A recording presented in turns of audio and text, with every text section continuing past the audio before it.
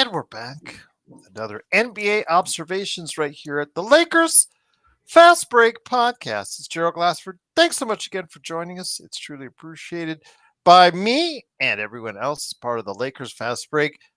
As I was noting to Legend, we had over 5,000 views during the course of the weekend with the news of the Luka Doncic trade. So we're very grateful that you got a chance to stop on by. And if you haven't yet, please like our videos, subscribe, go ahead and just check us out if you can by liking and subscribing. It really helps the channel grow to one of the big channels covering the Lakers and the NBA, which we really would appreciate it. Also, as well, I've got membership programs at $2.99 a month.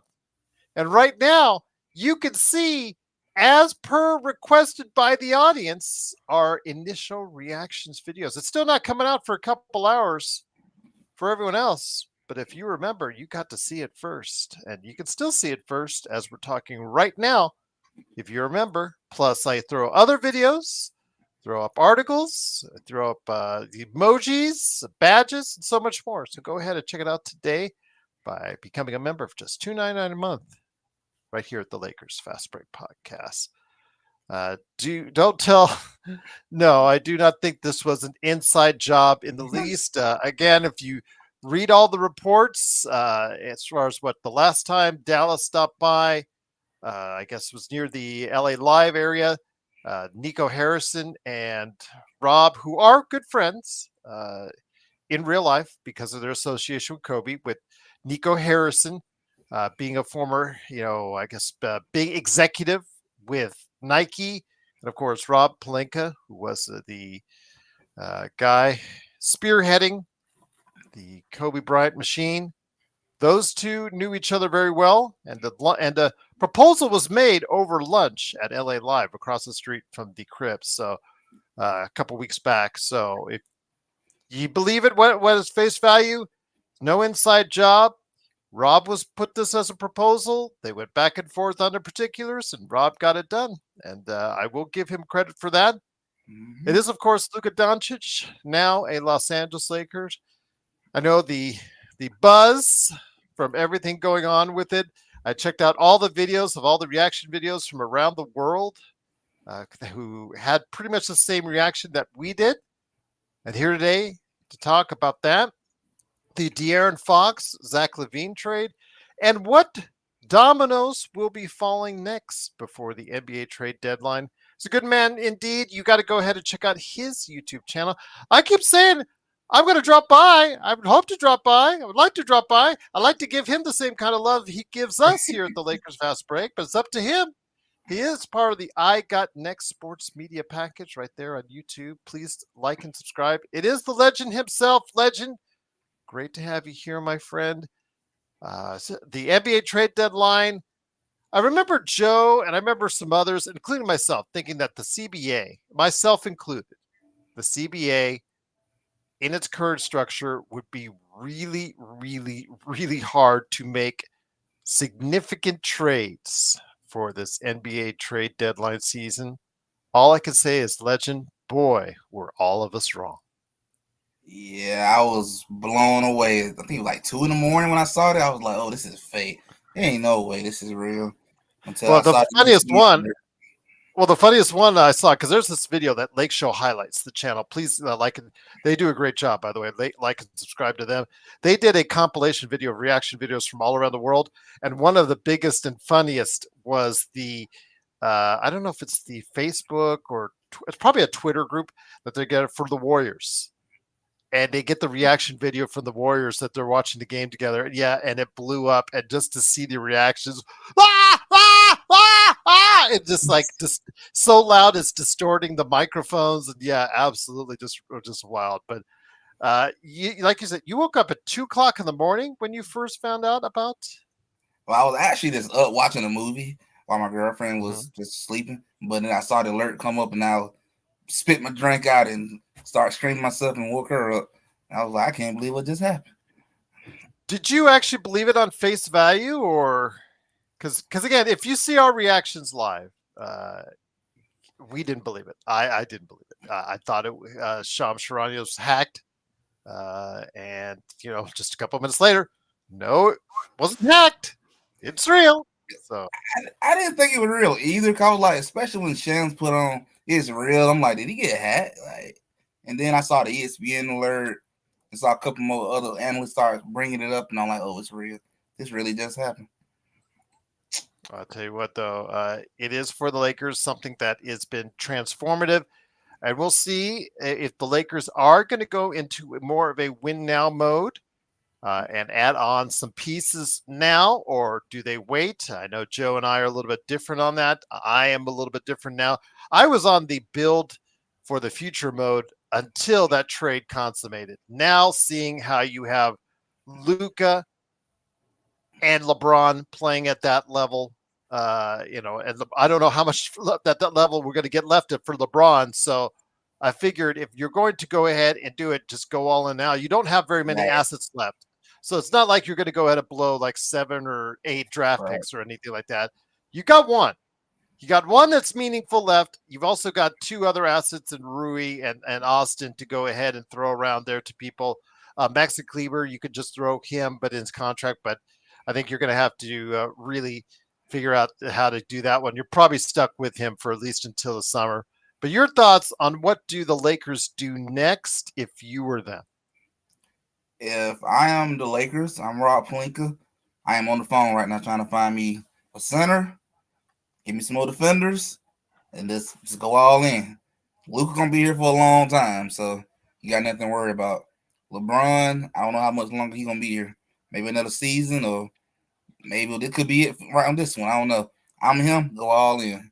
Just give it everything you got. See what happens. Well, the names are out there as far as the what the Lakers need. Obviously, the big man has been pointed out repeatedly. I know in our chat, a lot of people are favoring Nick Claxton. Once you see him brick free throws left and right, you won't be saying the same thing. And again, he is just so weak underneath All right. that I seriously worry about. Jokic would eat him up and spit him out for dinner because he's got nothing underneath on the bottom. He's got no legs to support himself as far as when somebody backs in there. Jokic would have a field day in a playoff situation. So I don't know why you guys are clamoring so much for Nick Claxton. I know Stone likes him. Again, good shot blocker, pretty good rebounder. I'll give you guys that. But again, 50% free throw shooter. So once you guys see him clanging free throws, you guys are going to be all upset about that. That's who he is. All right. This is who he is. If you give up for a second rounder, okay, I'll give you that. If you get him for a second rounder, that final second rounder for the Lakers, absolutely, all day long. Yeah, wouldn't mind doing that. But if you give him a first, no, he's not worth it. Absolutely not worth it. I'm talking about right now with the Lakers because they are so bereft at that position at center, legend, that they need to go and not just look for one big, but they need to go look for 2. So they need to, whether it's Orlando, like I've suggested on other shows, or somewhere else, you need to look for size, not just for one person. If you're giving up Rui, if you're giving up Austin, if you're giving up that 31 first, you need to go ahead get multiple size. Dayron Sharp is 6'9". Yes, he's 260. He's strong. He is better. He's thicker, but he's not. He is not as big as you want as far as the 6'11", 7-foot guys. So his size is a detriment to him as far as when he plays center as well. So again, I would hopefully try to find different and bigger size than what's at Brooklyn right now. Orlando, like I said, I mentioned Goga and Jonathan Isaac, because those guys are 6'10", 6'11". They've got long arms. They play defense. They block shots. They rebound. Exactly what this team needs. But again, and also as Orlando needs offense, you need defense. It seems like a marriage made in heaven right there, but that's just me. There are other places probably you could look at. The Portland has been talked about, although the contract numbers get kind of tricky there. Where would you go next, Legend? On what places where you would go for the Lakers? If I'm them, I would at least consider that if you can get Miles Turner, that would be a really good move. If you can get him from Indiana. Claxton, yeah, I agree with Gerald. I would stay away from Claxton unless it's a second round pick. But Yeah, he do a lot of bricking. I give you guys a couple of weeks, you ain't gonna want him no more. I'm telling you. yeah.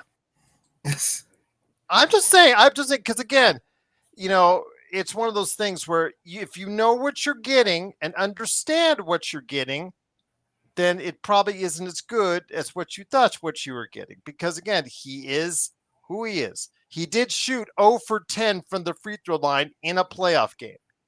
And I'll leave it at that. But he is, again, a hard worker, does block shots, and does rebound. But there is, if he is going to be your main center, there's going to be some things along to it that comes with it. So Mm-hmm. I know that Nurkic has been talked about in the chat. Yusuf Nurkic, man, I mean, you guys thought as far as slow and as far on the defensive end, you guys were saying last week how Valanciunas was slow, getting beat off the perimeter. There's a reason why he's no longer the Phoenix center. He is a gettable contract at $18 million. That's not the issue. The issue is, and the fact that he does rebound, absolutely one of the better rebounders in the game. I'm not going to argue that. But the fact is, defensively, Legend, his mobility is shot, absolutely shot, which is the reason why he is no longer the starting center on Phoenix. Yeah, I mean, I understand, everybody, you want a big and all that, but you ain't that desperate. That's not the guy that you want. You just can't move the way you need him to. And that's why Phoenix was just forced to put him on the bench. And even though they're still losing games, to me, they look a little bit better without him. It's not the person you need as a starting center. Maybe it's a backup or someone off the bench. Cool, but a starter, no. Yeah. Logan says, I've been following Luka since his rookie season. If Luka's healthy, you guys are good. Yeah, that's something we're absolutely rest assured. I mean, the statistics bear it out, Logan. How many times has he been in the top 10 in MVP voting in the past 3-4 years? Every single time. Now, this year he won't be because of his injuries, but yeah, every single time. Led his team to the finals. Scored, it did a 73-point game, I believe, last season. So yeah, again, the stats bear out that the Lakers got themselves somebody that can help them now and set them up for the future. But they do have to go ahead and take care of those issues as far as what they need to shore up. Even if you're just not trying for this year, you still cannot have Jackson Hayes as your starting center going forward. But I'll just leave it at that. The other major trade of the weekend that a lot of people are still talking about is the De'Aaron Fox to San Antonio trade. There's been a lot of hints that rumors that he had wanted to go into that direction, which was surprising to me because he's from Houston. Surprised he didn't want to go to Houston. I mean, there was some with Van Vliet's contract, looked like something they could do there. But he does go to San Antonio. San Antonio didn't have to give up a lot of, ready-made players in exchange, which I think is a win for them. They did have to give up, I think, 2 or 3 first-round draft picks, a ton of seconds. So. Yeah, so in order to go ahead and facilitate the trade, and then Zach Lavine goes to Sacramento, but we've seen Zach Lavine and DeMar DeRozan before celebrate mediocrity in Chicago, so I'm not expecting anything there. But your overall thoughts, this is also a step for the future because we had talked about before the season, Legend, that if they can get to 500, San Antonio, in my opinion, that's a big win for them. I did not expect anything more this season from them than a round 500 run. And if they could get to that, I think that's a huge step, just like we saw from Houston last season. They got to round 500, and look at them now. They could be poised with this De'Aaron Fox trade to get to that next step next season. I think getting De'Aaron Fox was an excellent move for the Spurs. They definitely going toward the, hey, let's look to start winning soon now mode. And I think that's really good. For the future, they're set. You got your superstar, got pretty much I guess you call him a star-wise, out of De'Aaron Fox. Still got Chris Paul there as well to kind of be a good role model, good veteran in the locker room. Still got Harrison Barnes still there as well. Championship pedigree for him when he went with my Warriors. They in good shape. I really like that they got De'Aaron Fox. That was a really good move for the Spurs. I think they set themselves up for the next couple of years to start competing for championships. Okay, absolutely. Sounds like a plan indeed. Once again, it is the legend. I got Next Sports Media. It is Gerald Glassford. Thanks again for watching us. Truly appreciate you joining us. The big news, of course, this past weekend was Luka Doncic being traded for AD and Max Christie in a first, among other things as well, going back and forth. And then, of course, De'Aaron Fox also going to San Antonio, Zach Lavine in a three-way trade. Still don't understand what Chicago got out of it. Oh, they got their own first round pick back, that they gave up. Oh, joy.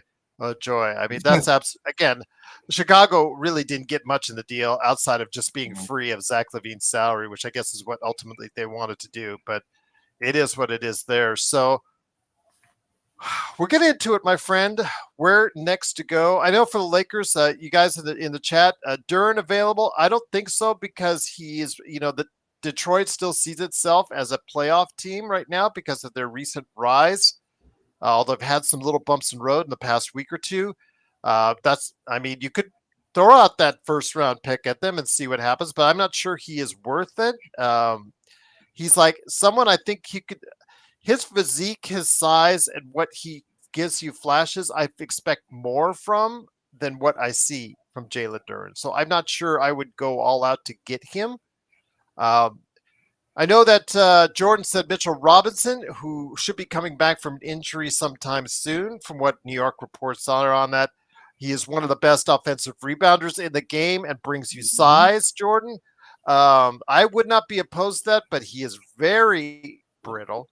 For a big guy like that, he's been often injured, and he is around 14 million. So if you want to look at a Rui Hashimura for Mitchell Robinson trade, yes, while you still have Austin and that first, but I would not give up a whole package unless you got a whole package back from New York, and I'll just leave it at that.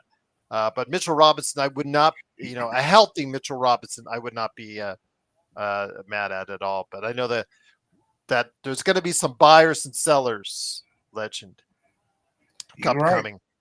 You have two of the most interesting teams as far as your fandom is concerned with Golden State, Atlanta. One could be a buyer. One could be a seller. One could be a seller.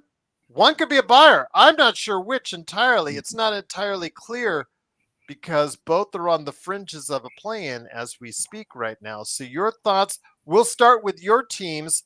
What you think Golden State and Atlanta are going to do. Golden State got the bad news, according to Brian Windhorst of ESPN, that the very troubled saga of Jimmy Butler would not be taking it or making its way to Golden State because he would not agree to an extension with them. So that pretty much nixes that. Although, again, I don't think that would have moved you guys into the stratosphere at all. Because Jimmy's Butler's best days, in my opinion, are behind him. But your thoughts, my friend, on what your teams, Golden State and, of course, Atlanta, are going to do. Are they buyers or sellers? I'll start with Golden State first. I hope they do something because we just wasting Steph Curry's time at this point. They need to do something. And thank you, Jimmy Butler. I didn't want you anyway. I ain't gonna lie. Thank you. You did me a favor. Stay in Miami, sell your coffee, do what you do. Stay away from us. But we need to get a center. Something I've been asking for the longest. Get a real center. And then we need to just get better talent around Steph. Because Steph is aging. Draymond's aging. Draymond ain't gonna be able to continue to do what he used to do. You gotta do something. You gotta start really looking to improve this roster and kind of building around the last few years of stuff that he got left. Because Steph is like 36. It ain't too much longer he can go. He might can hit the 40 mark. Being a three-point shooter, you can play for a long time. But it's really hard to say. But you got to do something, though. And that's what I'm hoping the front office look to get a big man. Get us just some better role players to go around him. And let's try to make maybe one more decent run with Steph before it's all said and done. For my Hawks, just keep getting better. I'm thinking they're going to end up shipping Clint Capella, which that might be who the Lakers end up getting. I'm thinking Clint Capella going to be on the way out. But it's hard to say. And that's the thing. Do you give up a first for Capella? I wouldn't. I wouldn't. But you would? I wouldn't. I wouldn't either because he just, as you know, in Atlanta, Okongwu finally, and I don't know if this speaks bad of Okongwu or not, but he finally replaced Capella in the starting lineup, which, as you know, seemingly took forever. Okongwu was in his fifth season, I think. I Yeah, think so. took him 5 seasons to replace Capella in the lineup, and I'm just thinking to myself, yeah, Okongwu was the top 5 pick of the draft. Not exactly the way you wanted it to turn out, but Capella. The thing with Capella, though, he does have a $20 million expiring, and at those expiring contracts, it all depends. Has your ownership given you or given your GMs a memorandum on trying to get under the salary cap? And the easiest way to get under the salary cap for next season is by obviously, keeping and holding on to these expiring contracts and just letting burn. I know that Xbox talked about Ben Simmons. Ben Simmons is most likely going nowhere, guys. Yeah. He might be waived after the trade deadline.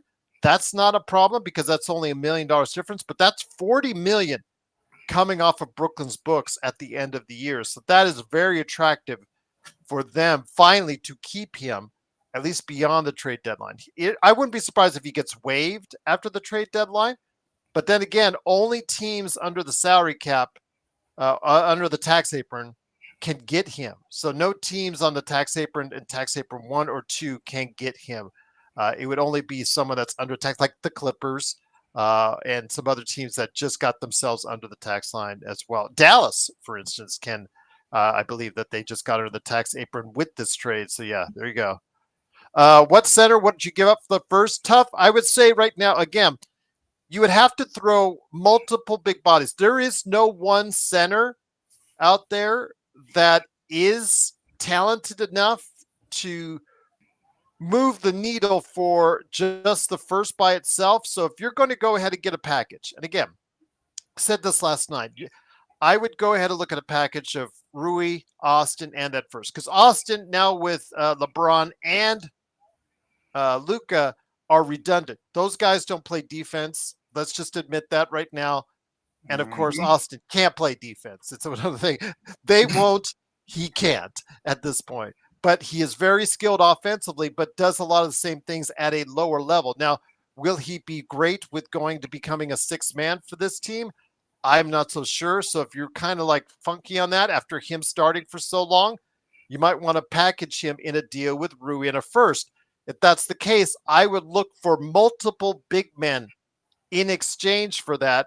I came up with last night, according to the trade deadline, I looked at Orlando because Orlando's the first place to look because they're on a losing streak, Legend.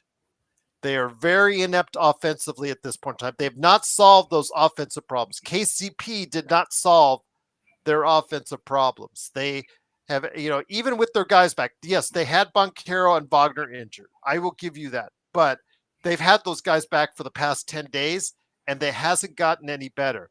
Their offense is still chugging along at a very bad rate. So you come along, if you're Rob Pelinka, I've got 2 fully offensively focused individuals plus a first rounder. Give me your size. Give me your talented Jonathan Isaac. Yes, I am worried about his knees. Absolutely, because he's had 2 ACLs, but he's been pretty solid. Like AD, he's been on his feet for the past season and a half. He blocks shots and rebounds. Goga Patatsi as size, 6'10" with size. He is almost a 10-point, 10 rebound a game guy. His stats are 9 and 8 in limited minutes. That's someone who could help get you on the boards. These guys are not superstars or centers in that sense as far as the ones that you're talking about that you really, really want.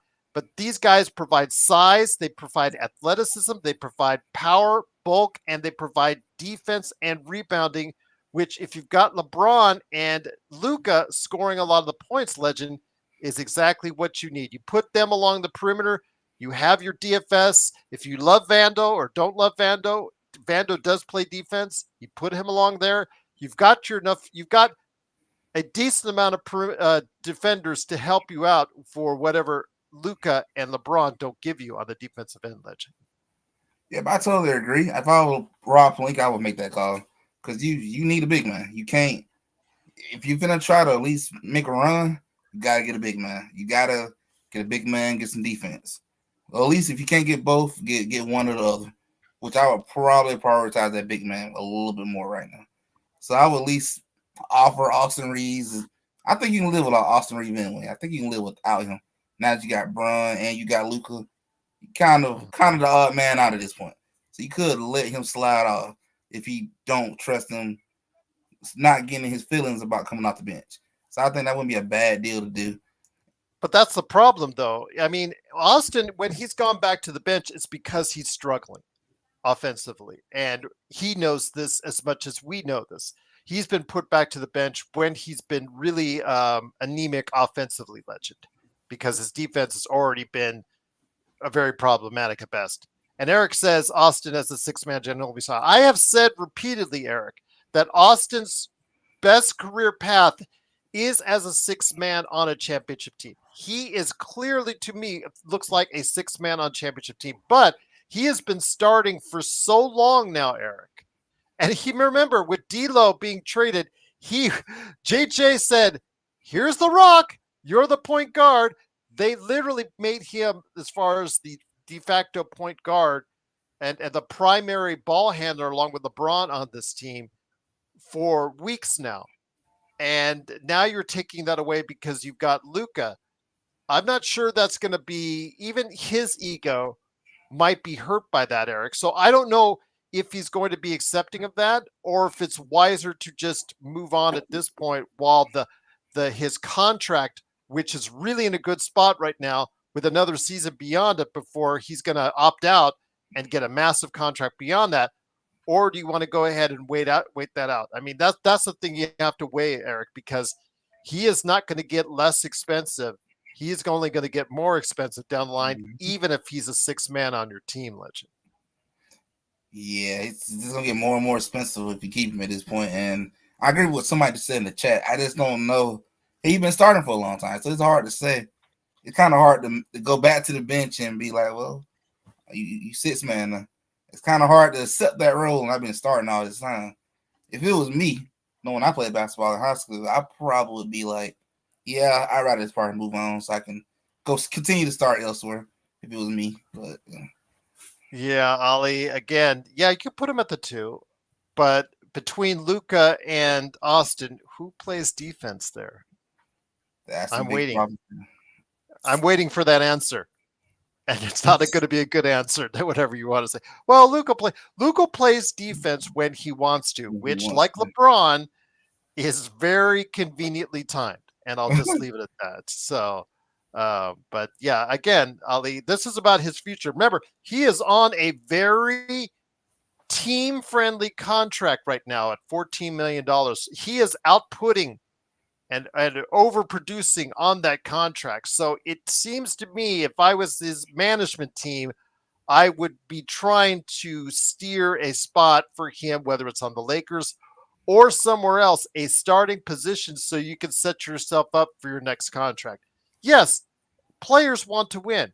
No one's ever going to question that, but it's also about the job security. Remember, he is an undrafted individual. He was never given the red carpet treatment by any organization.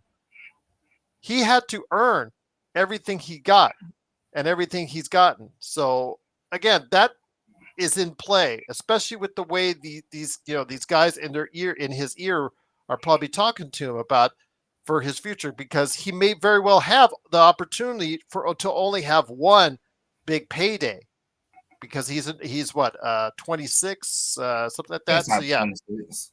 Yeah. So he might only have the position to have one big payday, and that's going to come if he goes ahead and waives his final year of his contract. So again, that's just what it is. I would like him to stay, but again, also the Lakers' glaring need at center.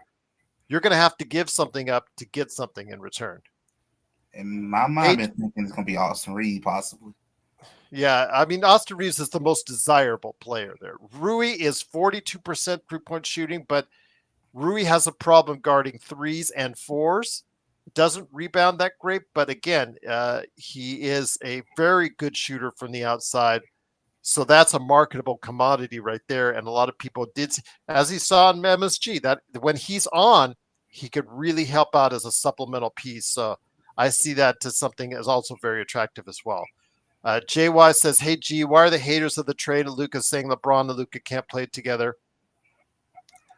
These are two of the best playmakers that are out there. I think think JY, it's the old there's only one ball and they can't share it type deal. There's only so many possessions. And I think LeBron is at an age, JY, where if he wants to make it work, he will make it work. I know that there's still going to be a high amount of turnovers. I know that these guys won't play defense as much as you guys like it. I know that these guys will argue with the refs. I'm still waiting, Legend, as I told Joe, and Joe just keeps barking at me. I'm still waiting for the day that, or the game that there's some play happens. They're both barking at the refs, and it's a 3-on-5 on your end. That's just who they are, guys. The tees, all that. That's just who they are. But on the other end, you get at times, like we saw at MSG, LeBron lit it up for a triple-double. Luka is a walking triple-double himself. These are the things that you will get because when you have two dynamic players, they will, if LeBron wants to, he'll work it out. He'll work it out between him and Luka. Your thoughts, Legend? Do you think it's going to be something that they can work out? I'm going to say it's probably going to be a little rough around the edges at the beginning, which is expected. But it's possible because I always look back at the Miami Heat days. Dwayne Wade, LeBron, they made it work back then. The way they played was almost identical, and they made it work. So if they can do it, I believe they can do it too.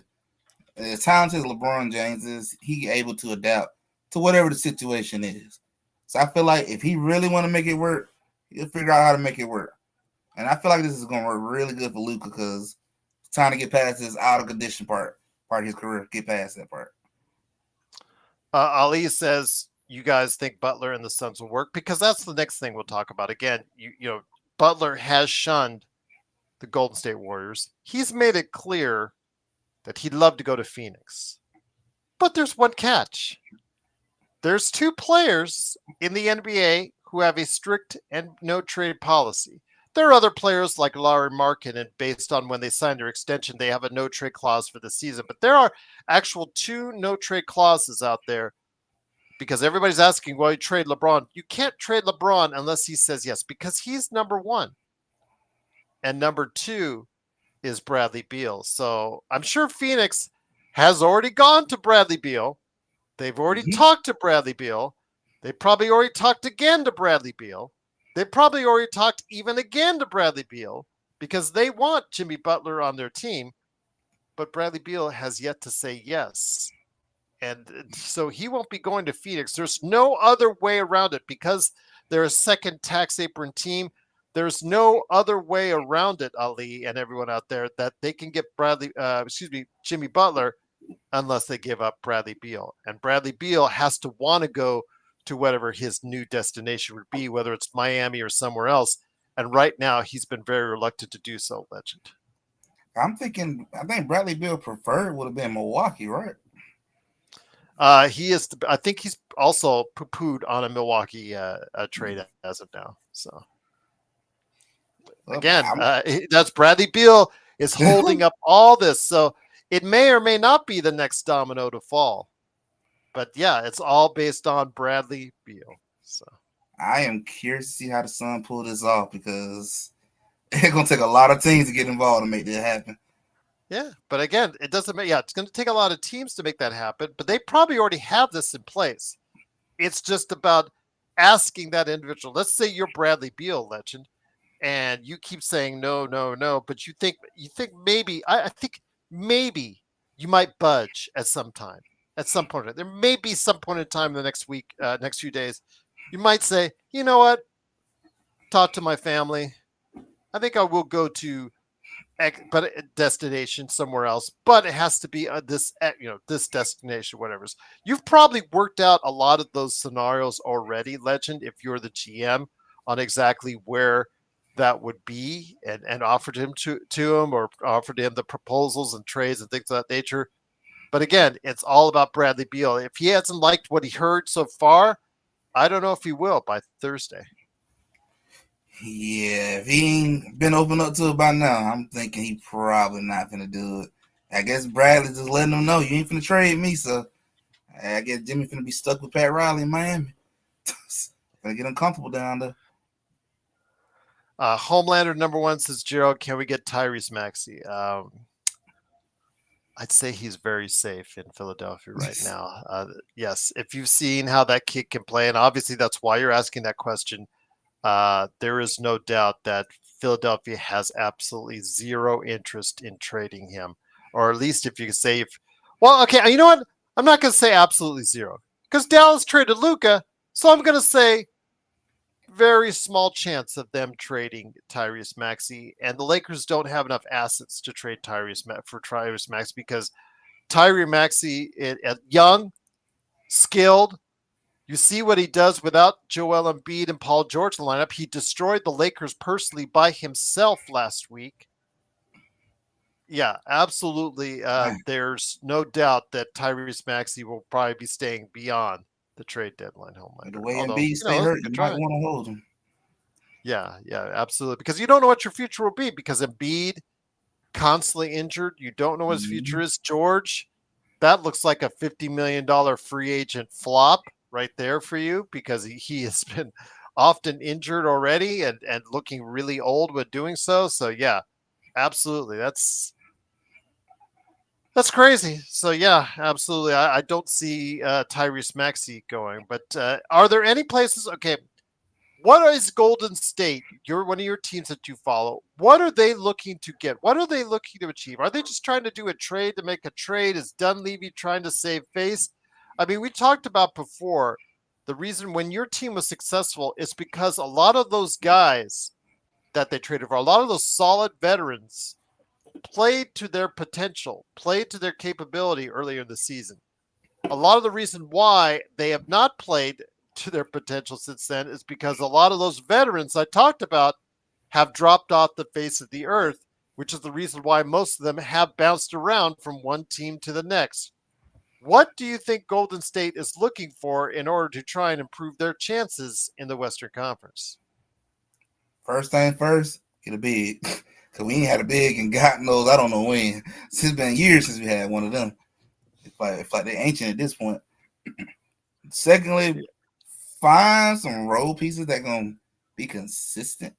Because I know Buddy Hill, all them was just on fire when you first got him, and now, yeah, just dipped and went on vacation. I guess I need something at this point. You need something. You need better guards. You need a big man at this point. Take some of the low. I wish we had an all star. Maybe not a superstar, but an all star to pair up with stuff. That's the kind of be like how LeBron is at this point. You can let somebody else take some of the load off of stuff at his age, but we don't have the privilege of that right now.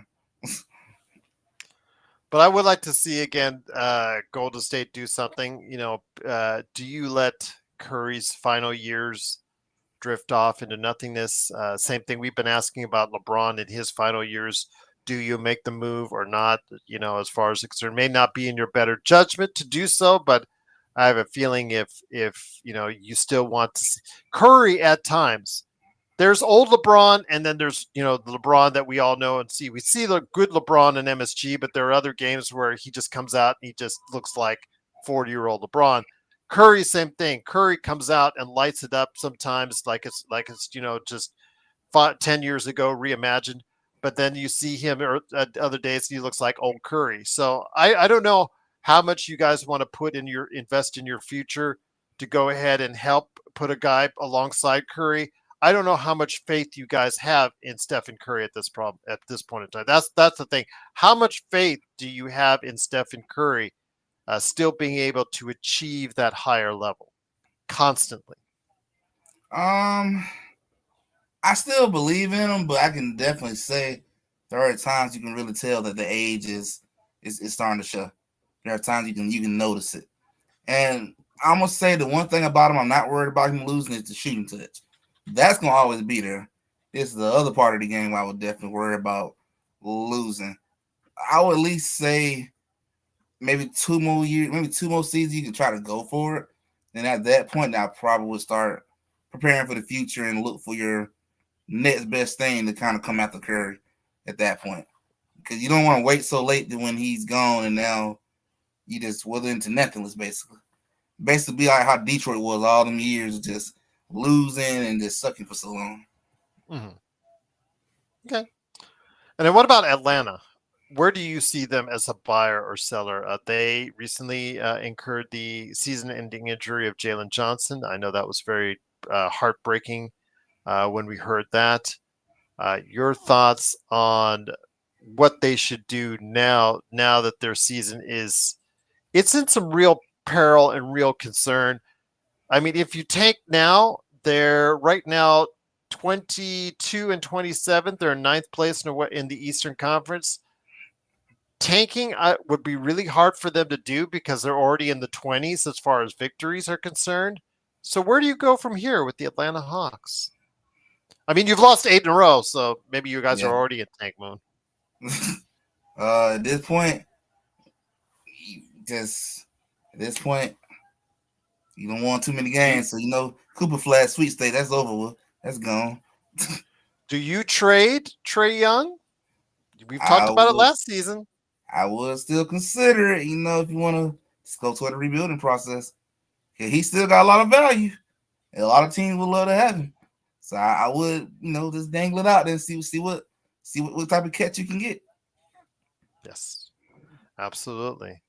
Tough. Yeah, all we right now have is Hayes, which is a good, if the playoffs were tomorrow, because Koloko and Jamison, even though those guys are essentially stiffs, those guys are on two ways, so they are not eligible for the playoffs in their current format.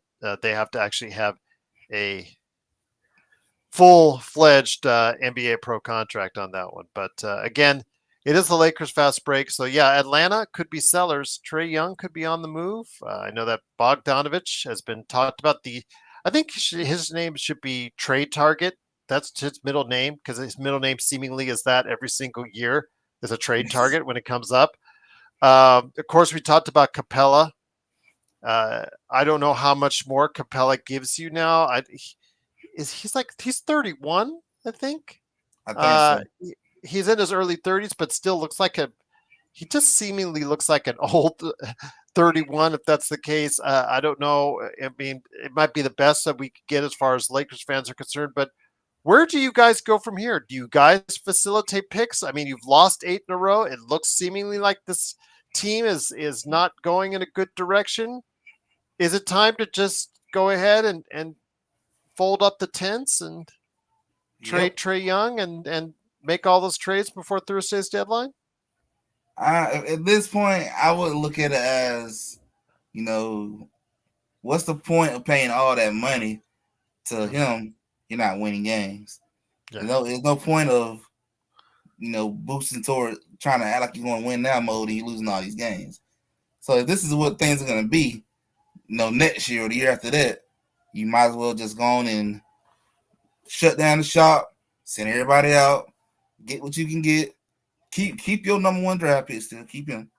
Everyone else, put them up there for shop, especially Trae Young. That's your most valuable you're gonna get. Where's the first place you would go with Trae Young? Because I know where I'd go first place with Trae Young.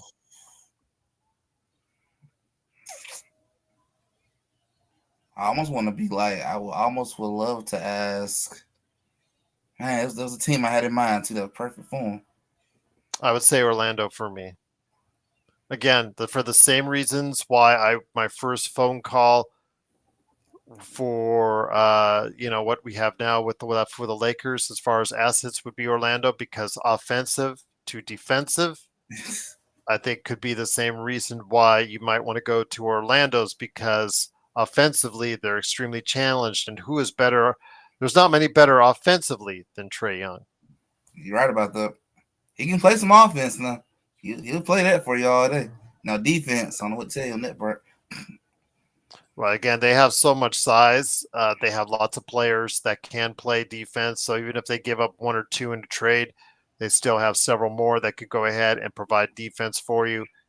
Again, they're offensively challenged in Orlando. So again, I'd love to get Alfred Esmond on here, who follows them still to this day and on what they need. But I think that's probably what he would say is offense has to be the key because they're not outscoring anyone and they've fallen after being in third place in the Eastern Conference and looking like they were really a young team on the come up.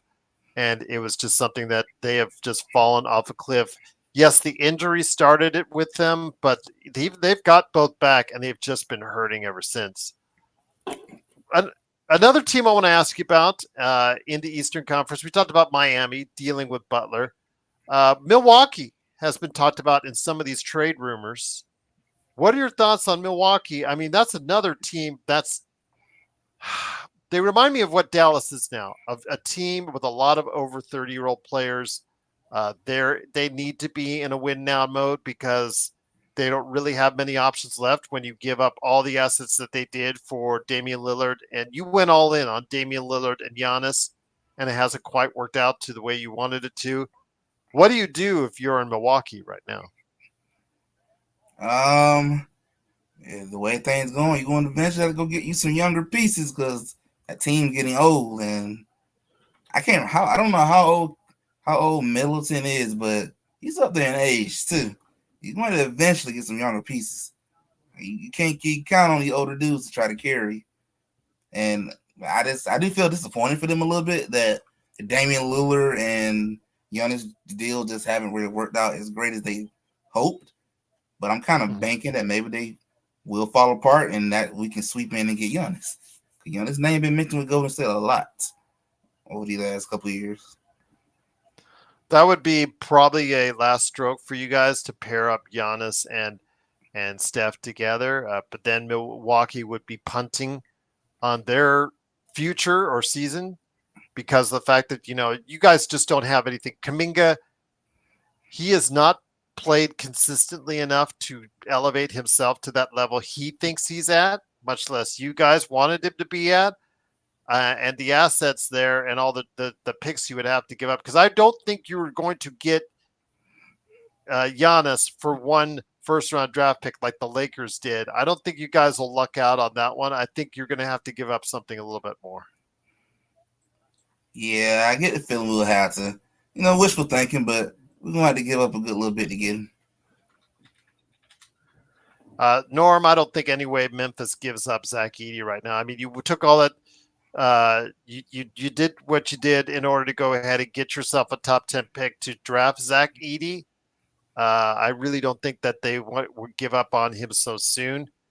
He has been okay for them. He is still, evolving in that position. So I would probably say that Memphis is probably not. Memphis is also, they're the number 2 team in the Western Conference right now. I don't think that there's really any need for them to go ahead and try and take away from their team. They're looking to add on at this point, Norm. So they're looking to add on more pieces for their depth that they're looking forward to. I know that they had eyes on Dorian Finney-Smith before the Lakers got him. They're trying to battle Houston in the Western Conference to hold off for second place. So I don't expect Zach Edey to go into that direction. But yeah, Jordan, Bucks are in a tough spot because they are old. That's a very tough spot. The Lakers have found themselves in that spot with AD and LeBron being over 30, and you got to be more win now mode, but you just didn't have a team that was going to be good enough to do it. But the Lakers did luck out, and they got Luka, and now it's time to build upon that, whether you do it now or in the future. Again, it all depends on how you look at it as far as that's concerned. But yeah, another team though, Indiana. I know Miles Turner has been the source of a lot of talk because he has a contract that's coming up at the end of the season. They can't sign him to an extension. If Indiana wants to bring him back, he would be out there as a free agent for everybody else as well. Your thoughts on Indiana, buyers or sellers at this point in time, battling for fourth place in the Eastern Conference? I keep thinking they're gonna end up giving up Miles Turner, so I'm gonna go with the selling. I get the feeling they're gonna sell to somebody, but it might end up being the Lakers because they got the most really desirable package right now. So I'm thinking they're gonna end up being sellers. Okay, so who would you sell?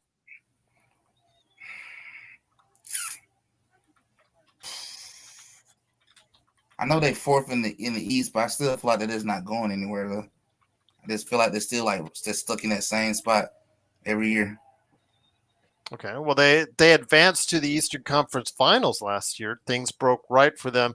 So if you're them, would you be thinking like it's similar to what the Lakers were experiencing 2 seasons ago, Magic, excuse me, Legend, when you had the Lakers go to the Western Conference Finals. So even though the next season they weren't the greatest thing since sliced bread under Darvin Ham, they thought, well, we made it to the Western Conference Finals. We must be still a good team. So we should try to build around that. And of course, it didn't work out with whatever they did. But uh, with Milwaukee, which is a couple years removed from their championship, and Indiana, which is only a season removed from their finals run, like Dallas, they're both have a finals run for Dallas NBA Finals, for Indiana Conference Finals. They probably see themselves as a better team, maybe than what their record indicates. Well, that's a good point. That's a very good point because they was really could have won. I want to say about 2 of them games against Boston that they kind of choked. So they was definitely a lot closer to the NBA Finals than what it feels like. Definitely. They could end up making a move. It's hard to say about Indiana. Cause I am curious to see what they do as well at this point. Because the East is still definitely wide open, even though it looks like Boston's kind of been sliding a little bit and looking like Cleveland beginning to pull away from everybody. But they might end up making some moves, try to still squeeze and then stay close with Cleveland and try to make that East a little interesting in the playoff time. Once again, it is the Legend from I Got Next Sports Media. It is along with me, Gerald Glassford. Thanks again for watching and listening to some NBA observations. Just thought we'd chat with you here. I don't know if Joe has anything planned for the evening. He might stop by and do something later this evening. So if that's the case, we'll go ahead and share continuous thoughts with you as well on that. But that's, again, up to the big guy himself. And I'll try to stop by with him if that's the case. Maybe Sean and the whole crew later on tonight. We'll see. But tomorrow, don't forget, the Lakers do return back to the court as they face off against the Los Angeles Clippers. We'll bring it to you back on playback.tv/Lakers Fast Break.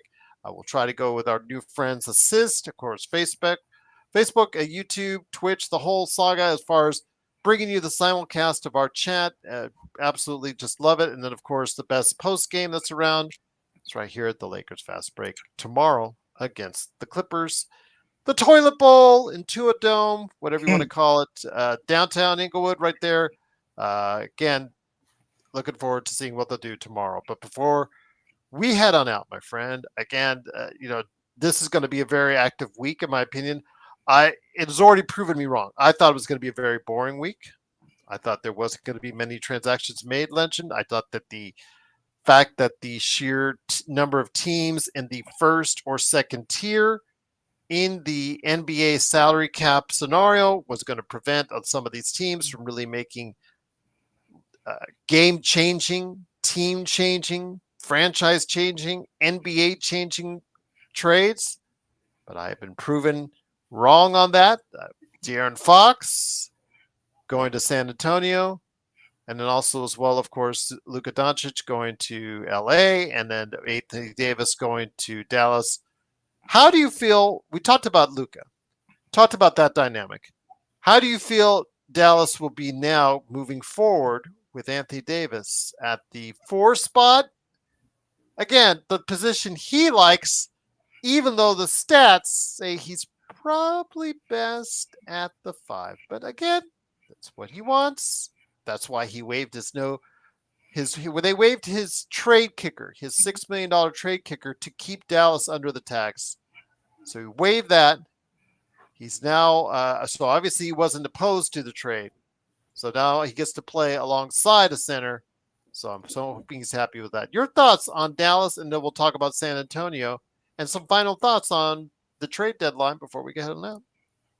I'm gonna definitely say that depending on the health of AD, they could end up becoming a pretty good little solid team down in Dallas.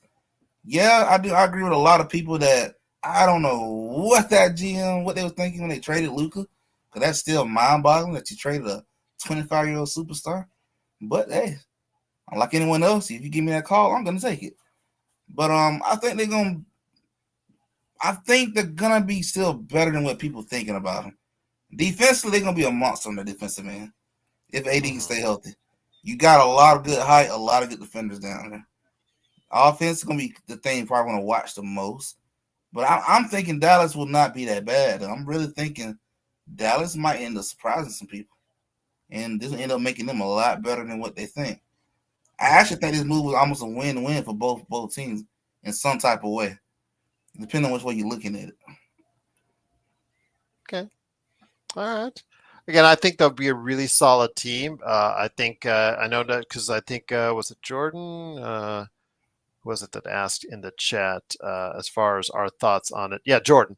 Thinking about where they stand by the end of the season. Well, right now, as it stands, Jordan, because they got killed by Cleveland yesterday.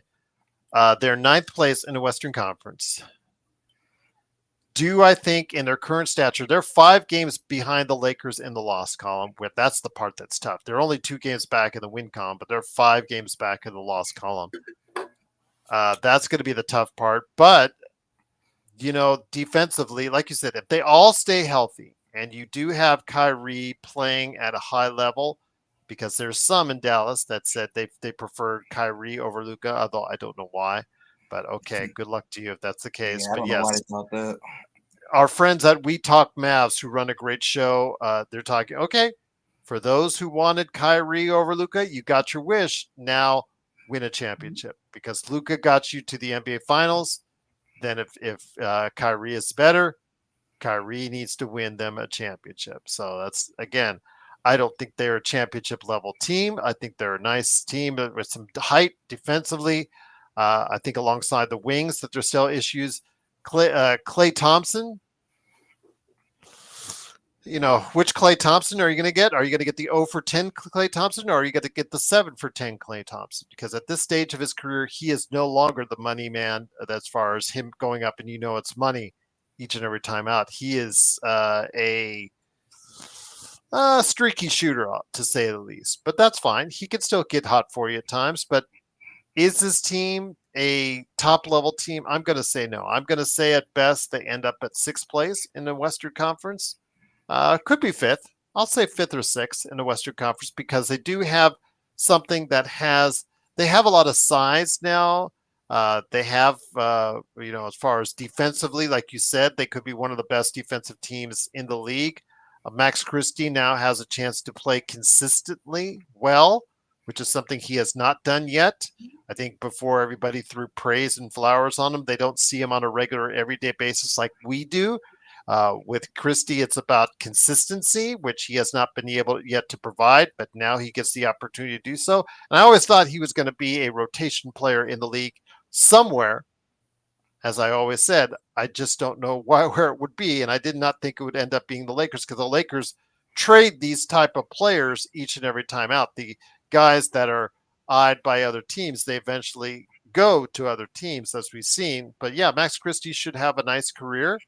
I don't know if he's a starting level player in the playoffs for you, but he may may very well be that for the Mavericks, but we'll have to wait and see. But yeah, I see them around 5th or 6th in the Western Conference. So, Homelander says before you go, by Thursday, will we know if the Lakers are playing to win this year for LeBron? Yes, we will know. Yeah, depends on if they make another trade or 2 and who it's for. You'll know. If they do, then they are serious. If I was LeBron, you said, okay, you guys didn't tell me about the Luka trade. All right, but right now you want Luka and I to work. Get us what we need, and we'll try to bring it home for you, and we'll see what happens. But I'm still surprised they did not run that body on the. I'm just hard to believe that part. I think it's not. Well, the fact that it didn't leak, the fact that it came as a total surprise, I think is very much that. Because if it gone to him or if it gone to Rich Paul, that's out there in the wind. It's out there on social media. Somebody from the camp is going to go ahead and leak that out. There's no way they would have kept that a secret, Legend. I'm just absolutely convinced that if it had gone to LeBron, if it had gone to AD, if it had gone to their camp beforehand, they would have definitely leaked that out there, and then it would have made it like as Nico's job a lot harder if that's the case, and you would have been inundated with a lot of other calls from a lot of other GMs asking for what would you trade for if you're since you're trading Luka. What would you like this deal? Do you like that deal? So it would have created a barnstorm for him. I personally would have looked for other deals. I'm going to say that now, or asked for a better deal because I think the Lakers, just on the surface, fleeced the Mavericks, Pretty much. especially with only one. Yeah, especially with only one first, and I really think that by committing to AD, you're really playing for the now, and you're not playing for the future. Which your future is now very uncertain if that's the case, because you have a lot of 30-year-old plus players on that team. But hey, that's where the way you want to go. That's where you want to go. I would have, again, if I knew I was going to trade Luka, I would have gone to OKC first, would have gone to Houston second. I would have gone to somewhere where there's a lot of assets that you could go ahead and get for Luka. I really think that they did not get the full value for Luka on it. But hey, as a Lakers fan, I am ecstatic about it because you know what? Even if Luka is well, again, if Luka is who he is for the past few seasons, when he comes back, this will be a trade for the Lakers that we'll be talking about for decades. And I'll just say that. So, Legend, before we head on out, my friend, it's been great talking to you. Any other feelers you have out there before the trade deadline? And then please don't forget to give a plug for your great channel that people need to like and subscribe to, my friend. The only one I would really say, a team I would really say maybe watch closely, is probably seeing what's going to happen with the Jimmy Butler situation. I think he's going to be moved by Thursday. Just curious to see will it really be the Suns or not. That's the one team I really say kind of watch to see if that domino falls. And then I'm thinking the Lakers going to have, I think the Lakers going to make one more move. I just can't see them sitting still with how this roster is at the moment. And for everyone out there, feel free to check out my channel. I'm probably going to stream maybe tomorrow when I get back from this high school basketball game. Probably do a little stream on my channel and probably talk a little bit more about what's going on with NBA. And I do want to bring Gerald on to talk some good college football. Talk about the bowl games a little bit. His thoughts about all these different bowl games. If we need to cut it down some. Oh, I have ideas. Believe me, I have said it on this show, and I have a lot of thoughts on that. So yes, I would be honored to stop by on your show anytime you send me the link. Yeah, I would love to do that, my friend. And then feel free, guys, to check me out. Link is on this channel. Just check me out if you want to come by. Just hang out. We talk gaming as well. Talk about the Xbox and PlayStation news. You know, a lot of news been going on with Xbox, getting Forza on PlayStation now. Strange times we live in now. You know. Yeah, people still buy the PS5s, but the better system right now is the Xbox with all the games coming out. It's so weird how that is the case, but you know what? Xbox did it to themselves in the Xbox One generation. They flubbed it, and they flubbed it hard, and that they only have themselves to blame because they have a system. They now have games coming out constantly, which Sony doesn't. They have a system with Games Pass that is affordable, that is a good value, the best value in video games, but yet they have done such a poor job of mismanaging it, a poor job of promoting it, and a poor job of producing games earlier in this decade or in the last decade that people will relate to and migrate to, that they would do that they're in the situation.